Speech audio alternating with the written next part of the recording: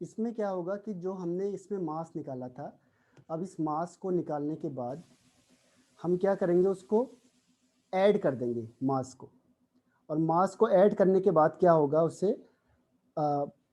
उसको वॉल्यूम में रख देंगे, तो हमारा आंसर आ जाएगा। ठीक है,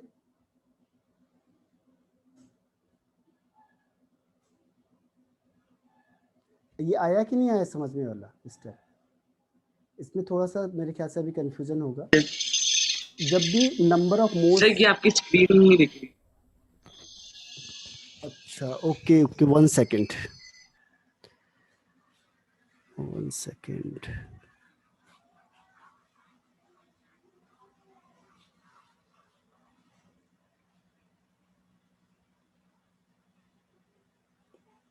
अब आ गई स्क्रीन ना। अब देखो क्या होगा कि जो इसमें आपको मोलैरिटी दी है, मोलैरिटी को किसमें, मोलैरिटी को चेंज करना है, और मोल फ्रैक्शन दिया हुआ है। तो इसमें 2-3 मेथड्स हैं हमारे पास। आप या तो डायरेक्ट फॉर्मूला यूज करो, और डायरेक्ट फॉर्मूला से आपको आंसर आ जाएगा, और या फिर आप क्या करो, इस तरीके से इस मेथड को यूज करना पड़ेगा। तो इसमें 2 तरीके हैं जिससे हम इसको वो करेंगे, सॉल्व करेंगे। तो पहला मेथड था कि हमने क्या किया, जो नंबर ऑफ मोल्स हैं वो निकालो, और नंबर ऑफ मोल्स के थ्रू हम इसे सॉल्व करेंगे। और या फिर दूसरा मेथड हमारे पास कि हम क्या करेंगे, उसे डायरेक्ट फॉर्मूले में पुट करते हैं। तो अगर फॉर्मूला है इसका, देखो इसका फॉर्मूला है, उससे हम पुट कर सकते हैं और ये आंसर निकल जाएगा। तो डायरेक्ट फॉर्मूले से भी ये हो सकता है। तो डायरेक्ट फॉर्मूले में क्या है आपके पास, देखो जब आप मोलैरिटी निकालते हो, इसमें डेंसिटी को क्या करना है, 1 एज्यूम करना है, और जो मोलैरिटी को निकालो, मोल फ्रैक्शन एथेनॉल का कितना दिया हुआ है, एथेनॉल का दिया है 0.04 दिया है, सॉरी 0.04 है। और ऐसे ही क्या होगा, अगर मैंने कहा आपको मोल फ्रैक्शन ऑफ वाटर होगा, तो ये 1 से माइनस हो जाएगा, तो 1 से माइनस होगा तो ये कितना आएगा, अच्छा 0.04 है ये, ठीक है, तो ये हो जाएगा 0.96 हो जाएगा। मुझे लगा 0.4 है, लेकिन ये 0.04 है। तो अगर ये 0.04 है तो उसको 1 से माइनस करेंगे, तो इसका मोल फ्रैक्शन ये निकल जाएगा।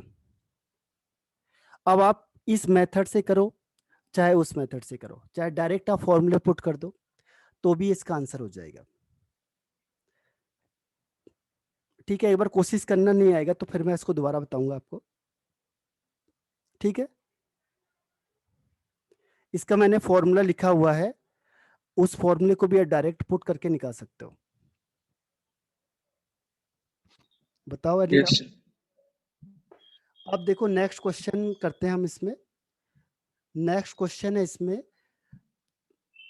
What will be the mass of 1 carbon atom पूछा है। देखो 1 कार्बन एटम पूछा हुआ है, एक कार्बन एटम का मास बताओ ग्राम में।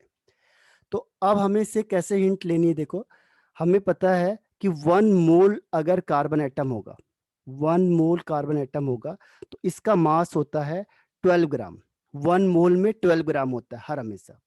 तो 1 मोल में कितने एटम्स होंगे, 6.022 इंटू 10 की पावर 23 एटम्स हैं, एटम्स ऑफ कार्बन है। इसका मास कितना हो जाएगा, 12 ग्राम हो जाएगा। ठीक है, तो एक कार्बन एटम का मास बताओ, तो एक 1 एटम ऑफ कार्बन 12 का मास कितना हो जाएगा, ये 12 को डिवाइड कर दोगे 12 अपॉन 6.022 10 6.22 की इंटू 10 पावर की पावर 23। 23। हाँ, जब आप इसको दोनों को डिवाइड करोगे तो ये आंसर आ जाता है लगभग 1.993 इंटू 10 की पावर -24, क्योंकि ये ऊपर जाएगा 23, तो प्लस का माइनस हो जाएगा, और इसको डिवाइड करेंगे हम। ठीक है, तो ये 23 होगा, सॉरी 24 नहीं होगा, ये 23 ऊपर जाएगा, तो यहाँ प्लस से माइनस हो जाएगा, तो 23 हो जाएगा। और 6 2 जा 12 होता है, तो लगभग 2 के आसपास आएगा, लेकिन ये वैल्यू है इसीलिए 2 से थोड़ा सा कम होगा, यानी 1.99 इंटू 10 की पावर -23। तो ये इसका आंसर हो गया 1 एटम ऑफ कार्बन का मास। क्लियर है?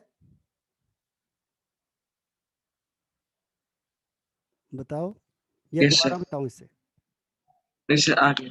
आ गया ना? अब देखो 1.31, इसमें कह रहा है how many significant figure should be present in the answer of the following calculation. जब भी हम मल्टीप्लाई करते हैं या डिवाइड करते हैं तो हम देखते हैं कि सबसे लीस्ट सबसे number of least significant figure. हाँ बताओ इसका कौन कितना सा है? होगा? तो सर इसमें 3 होगा। 3 होगा, बिल्कुल सही है, क्योंकि इसमें देखो इसमें 4 हैं तो इसे हम काउंट नहीं करेंगे, इसमें 5 है इसे भी काउंट नहीं करेंगे, इसमें 3 है इसे काउंट करेंगे, इसमें 4 है। तो जो सबसे लीस्ट है वो 3 वाला है। तो जो भी आंसर आएगा वो 3 सिग्निफिकेंट फिगर में उसका आंसर होना चाहिए, पहले का आंसर। दूसरे में एक चीज ध्यान रखना, जो एग्जैक्ट नंबर होता है उसे काउंट नहीं करते कभी भी, ठीक है?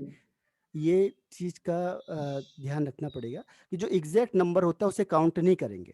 तो अब बताओ इसमें मल्टीप्लाई है तो कितने सिग्निफिकेंट फिगर होने चाहिए? सर 4। 4 होना चाहिए, ठीक है? तो इसका आंसर 4 हो गया, इसका आंसर 3 हो गया। और इसका आंसर बताओ थर्ड सर वाले इसमें भी का। 4 होना चाहिए। अब थर्ड वाले में क्या होता है देखो, थर्ड वाले में है प्लस और माइनस का रूल। तो जब एडिशन या सब्सट्रैक्शन होता है तो उसका रूल क्या है कि पॉइंट के बाद देखा जाता है, पॉइंट के बाद कितने least number of significant figure है उसे काउंट करेंगे पॉइंट के बाद। और जब आप डिवाइड या मल्टीप्लाई करते हो तो ओवरऑल देखा जाता है। तो अब इसमें बताओ कि कौन सा आंसर आपका सही होगा। इस बेस पे एडिशन है, देखो ये प्लस है, प्लस या माइनस में क्या रूल है, पॉइंट के बाद जितने मिनिमम सिग्निफिकेंट फिगर होंगे वही उसका आंसर होना चाहिए। मिनिमम तो सर 3 होना चाहिए आई थिंक आंसर। हाँ 3 होगा, देखो इसमें भी 3 है, इसमें 4 है, इसमें 3 है, तो मिनिमम पॉइंट के बाद 3 डिजिट है, 3 सिग्निफिकेंट फिगर है, तो आंसर 3 होगा। तो प्लस और माइनस में क्या ध्यान रखना है, पॉइंट के बाद देखना है, पॉइंट के बाद कितने सिग्निफिकेंट फिगर हैं उतना ही पॉइंट के बाद आने चाहिए।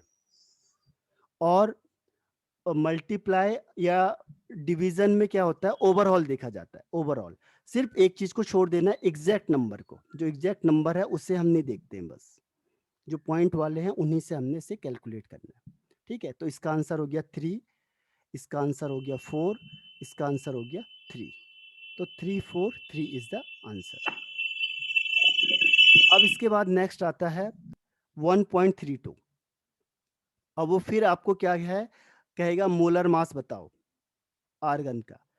और इसका आपको मैंने तरीका बताया था कि एवरेज जब हम निकालते हैं तो क्या करते हैं कि जितना परसेंटेज होता है, जैसे इसकी परसेंटेज इतनी है तो क्या करेंगे एवरेज निकालने के लिए, इसकी परसेंटेज है 0.337 डिवाइडेड बाई 100 इनटू इसकी जितना, इसका जितना वेट है 35.96, फिर प्लस करेंगे, फिर दूसरे वाले का देखो 0.063 परसेंटेज का मतलब अपॉन 100 इनटू कर दो, फिर जितना इसका मास है 37.96, तो 37.96, फिर बीच में प्लस करेंगे, फिर तीसरे का देखो 99.6% है, यानी 99.6 अपॉन 100 इनटू कर देंगे जितना इसका मास है 39.96। तो इसका जो आंसर आएगा वो उसका एवरेज आ जाएगा। यानी एवरेज निकालने के लिए परसेंटेज इंटू उसका molar mass plus percentage into molar mass, फिर परसेंटेज इंटू मोलर मास, जितने भी आपको दिए होंगे उसको यही सीक्वेंस से करना है आपने। और जो इसका आंसर आएगा वो उसका क्या हो जाएगा, एवरेज आ जाएगा, ठीक है? तो इस तरीके से हम एवरेज एटॉमिक मास को निकालते हैं इसमें। तो ये क्लियर हो जाएगा 1.32। बताओ यस नो। Yes sir. अब देखो 1.33, इसमें 3 चीज दे दी आपको। Calculate the number of atoms बताने आपने, देखो नंबर ऑफ एटम्स हैं of each of the following. पहला 52 मोल्स ऑफ आर्गन, ठीक है? 52 मोल्स ऑफ आर्गन। तो आर्गन है तो आर्गन का कितना होता है, आर्गन का मोल्स में दिया हुआ है, देखो आपको पता है एक मोल में कितने एटम्स होते हैं, 6.022 इंटू 10 की 2 into पावर 10 की पावर 23 23। एटम्स होते हैं। तो बताओ 52 मोल्स में कितने एटम होंगे? सर 6.022 into 23 into 52 हाँ 52 को मल्टीप्लाई कर देंगे बस, जितना भी ये है, क्योंकि एक मोल में एवोगैड्रो इतने हैं नंबर। तो 52 मोल्स में क्या होगा, उससे मल्टीप्लाई कर दो, वो आपका आंसर आ जाएगा। अब सेकंड देखो, सेकंड पॉइंट, सेकंड कहता है वो कि 52 you of, you means unified unit, तो हीलियम है। अब देखो हीलियम का एटॉमिक मास अगर मैं यू में कहूंगा तो 4u होता है, और ये मैंने कहा आपको पर एटम की बात कर रहा हूं मैं, जब भी यू होगा तो वो पर एटम में आता है। हीलियम का मास होता है 4 एटॉमिक मास, और यू हमने क्यों लिखा है, एटॉमिक मास यूनिट के लिए। तो एक एटम में, अगर मैंने कहा एक एटम में 4 यू है, तो बताओ 52 यू में कितने एटम्स होंगे, नंबर ऑफ एटम 52 यू में बताओ। एक एटम में 4 यू है, तो 52 यू में कितने एटम्स होंगे। 52 upon 52 हाँ divided by 4। 52 अपॉन 4, राइट, यानी 13 एटम्स। सीधा लग रहा है, देखो एक एटम में 4 है तो क्या होगा, 13 एटम्स होंगे, तो 13 टू जा 54, अगर 13 एटम हो गए तो इंटू 4 करेंगे तो 52 यू हो जाएगा, यानी कि 13 एटम्स होंगे 52 यू में। तो समझ में आ गया। Yes sir. अब तीसरा देखो, उसने 52 ग्राम लिखा है, यू है और ग्राम है, ग्राम में फर्क है। देखो ग्राम का मतलब हुआ कि एक मोल में, एक मोल ऑफ हीलियम में 4 ग्राम है, ग्राम में 1 मोल आएगा, ध्यान रखना, क्योंकि ग्राम में मोल आता है, तो 1 मोल में 4 ग्राम है, ठीक है। तो इसे अपोजिट कर दो। अब अगर 4 ग्राम ऑफ हीलियम है तो इसमें 1 मोल एटम होंगे, 1 मोल का मतलब क्या हुआ, 6.022 इंटू 10 की पावर 23 एटम हो गए, ठीक है। अब 4 ग्राम में इतने हो गए, तो 1 ग्राम में कितना हो जाएगा, 1 ग्राम ऑफ हीलियम में हो जाएगा एवोगैड्रो नंबर 6.022। अपॉन 4 हाँ ग्राम। Very good. और अब कितना दिया आपको, 52 ग्राम दिया हीलियम, तो 52 ग्राम ऑफ हीलियम में 52 कितना होगा, इसको मल्टीप्लाई कर देंगे इसको 52 से मल्टीप्लाई कर देंगे, very good. 52 into into 6.022 Avogadro number upon 4। Upon 4, इसको डिवाइड करेंगे, यानी इसको 13 से यहाँ से मल्टीप्लाई कर देंगे। 13 आ गया 13। हाँ 13 इंटू यस सर। 6 पॉइंट, इसको मल्टीप्लाई करके आंसर आ जाएगा 6 23, ठीक है। तो कर लोगे क्वेश्चन। Yes sir. हाँ अब इसका सबसे टफ क्वेश्चन है 1.34, इस पूरे बुक का सबसे टफ क्वेश्चन है 1.34 बस, इसके अलावा कोई टफ नहीं है इसमें, बाकी दोनों आसान से क्वेश्चन है, यूनिटी मेथड पे दोनों की दोनों। तो ये थोड़ा टफ है, तो इसको देखते हैं। Welding fuel gas contains carbon and hydrogen only, ठीक है, इसका मतलब इसमें हाइड्रोजन और कार्बन गैस ही है सब में।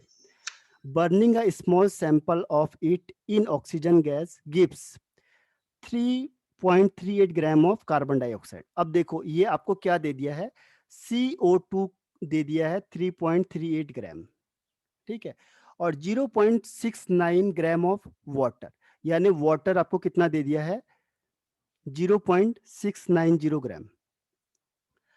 अगर वो कह रहा है और कोई प्रोडक्ट नहीं है, ठीक है, अब इसका इंपिरिकल फॉर्मूला बताओ पहले इसी डेटा से, तो कैसे निकालेंगे हम, देखो तो उसके लिए हम क्या करते हैं, किसी एक की परसेंटेज निकालते हैं। तो हम निकालेंगे यहाँ पे कार्बन की परसेंटेज, हाइड्रोजन की परसेंटेज, ठीक है। तो परसेंटेज कैसे निकालेंगे, देखो मैंने कहा CO2 है, तो CO2 में, CO2 मतलब 44 ग्राम, और कार्बन होता है 12 ग्राम, यानी कि अगर 44 ग्राम क्या है, CO2 है, तो उसमें कार्बन कितना है, 12 ग्राम ऑफ कार्बन है। देखो 44 ग्राम CO2 है तो एक कार्बन है, एक कार्बन का मतलब 12 ग्राम हो गया, तो 1 ग्राम CO2 में कितना कार्बन होगा, 12/44, ठीक है। और कितना 44। CO2 दिया हुआ आपको, देखो 3.38, 3.38 ग्राम ऑफ CO2 में कितने कार्बन होंगे, 12/44 12 इंटू अपॉन 44 इंटू 3.3। 3.38, कैसे निकालेंगे इसको,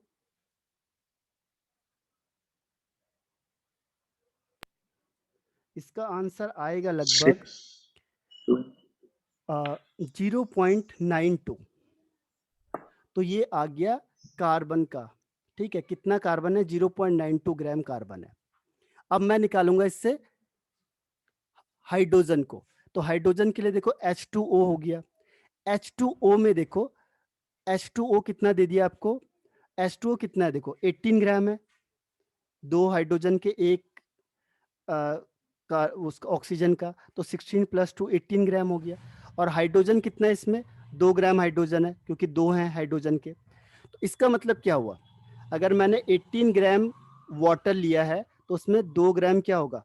हाइड्रोजन हो जाएगा। तो अगर मैंने 1 ग्राम वाटर लिया है तो उसमें 2/18 ग्राम क्या होगा? हाइड्रोजन हो जाएगा। और वाटर का वेट कितना दिया हुआ है? देखो 0.69। 0.69 तो अब बताओ इसमें कितना होगा?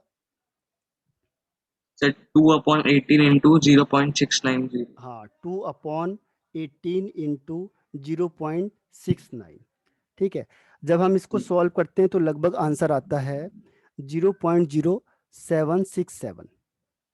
इतने ग्राम हाइड्रोजन होगा। लेकिन मुझे तो परसेंटेज चाहिए, तो मैं कैसे निकालूंगा परसेंटेज को? बताओ। ये तो मैंने कार्बन का वेट निकाल दिया है 0.92 और हाइड्रोजन का वेट निकाल दिया है 0.0767। अब मुझे परसेंटेज निकालनी है, तो कैसे निकालेंगे? पहले मैं क्या तो सर करूंगा? कार्बन को टोटल से डिवाइड कर देंगे और इनटू मल्टीप्लाई 100। हाँ, वेरी गुड। तो पहले हम इन दोनों का टोटल निकालेंगे, कार्बन और हाइड्रोजन का। तो ये दोनों का टोटल आ जाएगा, इन दोनों को प्लस करके, ठीक है। इन दोनों को प्लस करके लगभग लगभग क्या आ जाएगा? 0.99 के आसपास हो जाएगा। अब इतने ग्राम टोटल हो गया, ये तो टोटल वेट हो गया। अब कार्बन की परसेंटेज होगी, तो कार्बन के लिए कितना होगा? जितना कार्बन का वेट है अपॉन जितना टोटल वेट है इंटू 100 करके निकाल लेंगे। हाइड्रोजन का भी यही होगा, जितना हाइड्रोजन का वेट है अपॉन जितना टोटल वेट है इंटू 100 करके परसेंटेज निकाल लेंगे, ठीक है। तो इसमें जो कार्बन का परसेंटेज आएगा लगभग वो आएगा 92 है, तो 92% के आसपास आ जाएगा, 92.3%। और हाइड्रोजन का परसेंटेज है 7.6, यानी 7.67% ही मान लो इसका भी, या 68 के आसपास मान लो। 3 है तो 7 कर लिया। तो इन दोनों को प्लस करके 100 हो जाएगा। तो ये कार्बन और हाइड्रोजन की परसेंटेज निकल गई है। कार्बन है 92.3 और हाइड्रोजन है 7.67। अब हम वो मेथड यूज करेंगे, कौन सा? जो इंपिरिकल फॉर्मूला के लिए करते हैं हम लोग। पहला क्या करते हैं हम लोग? सिंबल लिखते हैं। सिंबल है कार्बन हाइड्रोजन, उसके बाद परसेंटेज है परसेंटेज ऑफ 92.3 एलिमेंट और ये 7.67। फिर क्या होगा 7.67। इसके बाद? उसके बाद से एटॉमिक मास। हाँ, एटॉमिक मास कितना आएगा? 12 एंड सर इसका 12, इसका 1। 1। इसके बाद क्या आएगा? इसके बाद सर ये 90% को एटॉमिक मास से डिवाइड कर देंगे। हाँ, परसेंटेज को एटॉमिक मास से डिवाइड करेंगे। 92.3/12 और ये 7.67/1, 7.67। ठीक है। तो इसको डिवाइड करके जो आंसर आएगा लगभग वो एक जैसा आएगा। ये भी लगभग 7.67 या 8 के आसपास आएगा। ये भी लगभग 7.67 के आसपास आएगा। तो दोनों को सेम नंबर से डिवाइड करेंगे तो आंसर 1 1 आ जाएगा, है ना। तो इसका मतलब ये हुआ कि कार्बन का भी एक एटम होगा, हाइड्रोजन का भी 1 एटम होगा। तो इससे हम इसका इंपिरिकल फॉर्मूला निकालेंगे। समझ में आ गया ये? Yes sir. अब देखो, पहला स्टेप हमारा खत्म हो गया। अब सेकेंड स्टेप कह रहा है वो कि मोलर मास बताओ गैस का। और आपको अब हिंट्स क्या दिया? देखो आपको दिया है कि 10 litre of this welding gas is found to weigh 11.6 gram. अब यहां से आपको मोलर मास निकलेगा और ये किसमें? एसटीपी में। तो अब आप अंदाजा लगा सकते हो, वेट आपको दिया है 11.6 ग्राम और वॉल्यूम दे दिया आपको 10 लीटर। इससे मोलर मास कैसे निकलेगा? तो इसके लिए मैंने आपको एक फॉर्मूला बताया था, कौन सा? Weight upon molar mass is equal to given volume upon 22.4 litre. ये याद है आपको फॉर्मूला? Yes sir. हाँ, तो इससे निकालना हमने। अब वेट आपको दिया हुआ है 11.6, तो 11.6 मोलर मास हमने निकालना है और वॉल्यूम आपको दे दिया 10 लीटर और 10 अपॉन कौन है, 22.4। तो ये यहाँ मल्टीप्लाई होगा, ये यहाँ हो जाएगा। m is equal to 22.6 into 11.6 upon 10। इसको मल्टीप्लाई करेंगे और मल्टीप्लाई करके क्या आएगा, आंसर आ जाएगा हमारे पास। तो इस हाँ, इसको मल्टीप्लाई करके लगभग लगभग 26 के आसपास आ जाएगा। ठीक है, कैलकुलेशन 26 करके ग्राम। देख लेना एक बार। तो इसका आंसर हो जाएगा 26। ठीक है, तो मोलर मास भी हमें पता चल गया।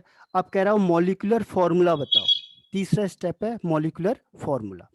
तो मॉलिक्यूलर फॉर्मूला के लिए हम क्या करते हैं, देखो सबसे पहले एन निकालते हैं। एन इज इक्वल टू क्या होता है, molar mass upon empirical formula mass. Empirical formula. Empirical formula क्या है, सी एच है, तो सी का होता है 12, हाइड्रोजन का होता है 1, यानी 13 ग्राम हो गया। और मोलर मास कितना निकला है, 26 ग्राम। ठीक है, तो इसको अब यहाँ पे रख दो, क्या हो जाएगा 26 अपॉन 13, यानी 2 आ गया। तो अब इसका मॉलिक्यूलर फॉर्मूला क्या होगा, तो molecular formula is C2H2। Equal to N into empirical formula, यानी 2 इंटू सी एच। तो क्या आंसर आ जाएगा, C2H2। C2H2, right. तो ये है आंसर इसका 1.34। ये सबसे टफ क्वेश्चन है इसमें, 1.34। ये समझ में आया कि नहीं आया आपको। पहले हमने क्या करना है, यस सर। एम्पिरिकल फॉर्मूला के लिए परसेंटेज निकालना है, जिसके लिए उसने क्लू दिया हुआ है। इससे परसेंटेज निकालेंगे कार्बन की, वहां से एम्पिरिकल फॉर्मूला आ जाएगा। फिर मोलर मास के लिए उसने दूसरा क्लू दे दिया आपको कि 10 लीटर का वेट 11.6 ग्राम है एसटीपी पे, तो फिर हम मोल कॉन्सेप्ट वाला फॉर्मूला लगाएंगे, वहां से मोलर मास निकालेंगे।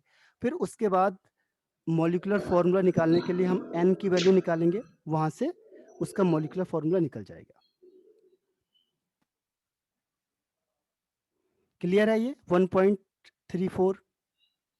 Yes sir. ठीक है, अब देखो 1 पॉइंट ज्यादा वो तो नहीं हो रहा, टाइम बताओ आपको, नो, नो हो सर। जाएगा, कर दूं ये 2 question yes. Complete. Yes sir.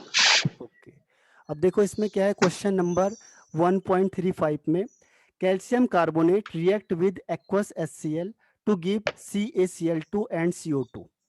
ठीक है, अकॉर्डिंग टू द रिएक्शन, इसके रिएक्शन के अकॉर्डिंग ये दे दिया। क्वेश्चन क्या है देखो, what mass of CaCO3 is required to react completely with 25 ml of 0.75 m HCl। ठीक है, अब आपको इसकी क्वांटिटी दी है और बोल रहे हैं कि इसकी क्वांटिटी बताओ CaCO3 की। तो जो इस ये क्वांटिटी दी है आपको, ये देखो 25 ml ऑफ 0.075 m HCl। इससे आप पहले HCl का वेट निकालो। कैसे निकलेगा, वेट ऑफ HCl निकालना है हमने, क्योंकि हम लगाएंगे इसमें फिर मास मास रिलेशनशिप, तो इसके लिए हमें वेट ऑफ HCl का चाहिए। तो वेट ऑफ HCl के लिए हम मोलर मास का फॉर्मूला लिखेंगे। तो molar mass is equal to weight of HCl into 1000 upon molar mass of HCl into volume of solution. ये फॉर्मूला है, ये है ना आपको याद फॉर्मूला। यस। अब HCl का मोलर मास देखो, मोलर मास की जगह आपको हर जगह पड़ेगी। हाइड्रोजन का 1 होता है, Cl का होता है 35.5, यानी 35.5। 36.5 हो गया। 36.5। अब इसका अगर 36.5 हो गया है, तो अब क्या करोगे, इसको यहाँ पे रख दो। मोलर एम आपको दिया हुआ है, यहाँ से वेट निकल जाएगा, ये सब यहाँ मल्टीप्लाई होंगे, 0.75। 1000 अपॉन में आ जाएगा।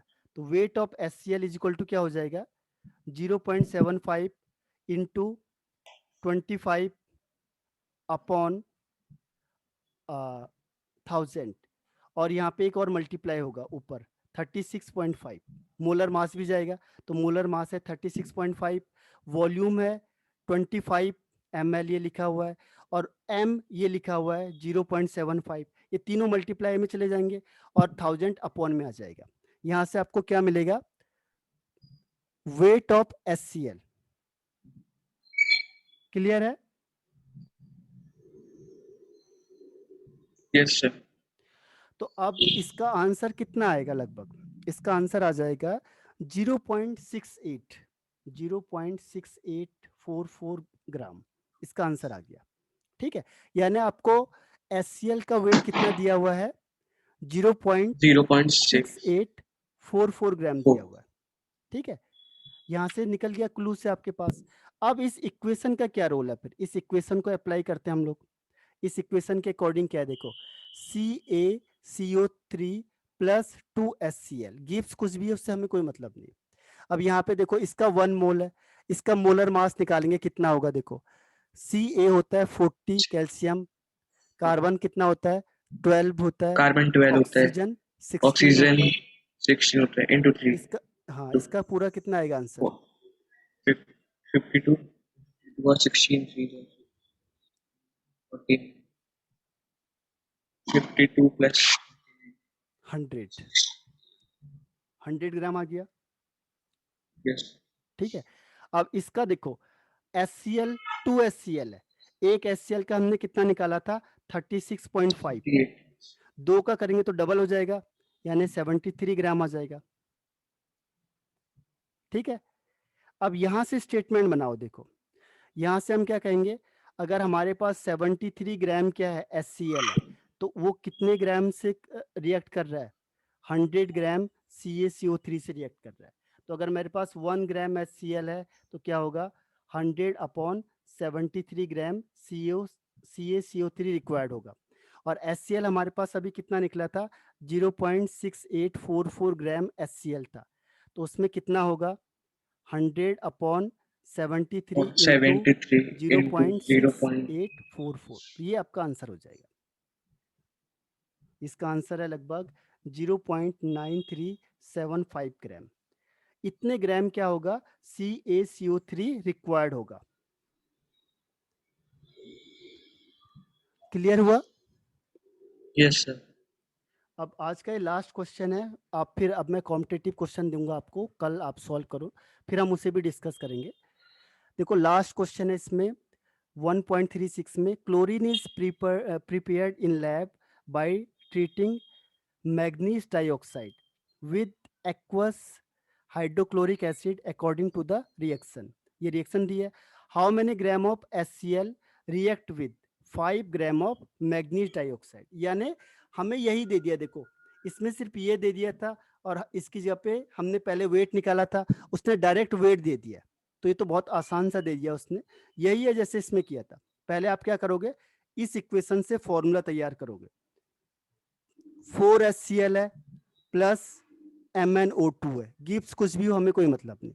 इसका मोलर मास निकालो, 4 इंटू 36.5, और Mn होता है, Mn का एटॉमिक मास होता है 55 प्लस 2 इंटू 16, तो 16 टू जा 32, 32 प्लस 55 हो जाएगा 87।